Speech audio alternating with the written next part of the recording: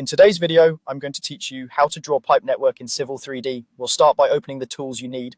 In Civil 3D, go to the Home tab, find the Create Design panel, select Pipe Network, and then click Pipe Network Layout Tools. This brings up the layout toolbar you'll use to create and manage your network, and it also opens the dialog where you define the key settings before placing anything. If you don't see the Create Design panel, make sure you're on the Home tab and that you're in a Civil 3D workspace. If the command is grayed out, verify that Civil 3D is properly loaded.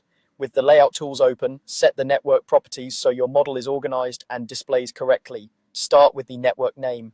Choose a clear, descriptive name that helps you and your team identify the system later, such as a discipline and location plus a phase. Consistent naming makes it easier to filter, edit, and label your network across views and sheets. Next, pick the parts list. The parts list defines which pipes and structures are available to you, including sizes, materials, and connection rules.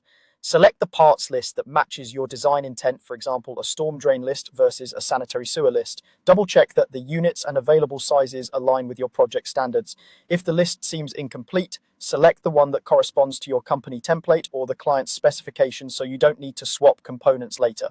Now choose the style for both pipes and structures. Styles control how objects look in plan, profile, and section, including colors, line weights, labels, and visibility at different scales.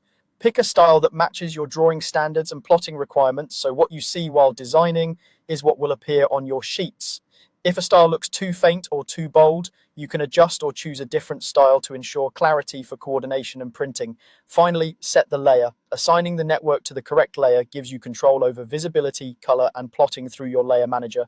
Use a dedicated, standards-compliant layer so the network can be toggled on or off cleanly in different viewports and sheets. This helps avoid clutter and keeps coordination straightforward with other disciplines.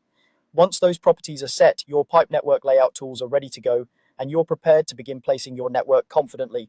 Taking a moment to set these options up front will save time, prevent redraws, and keep your model consistent from start to finish.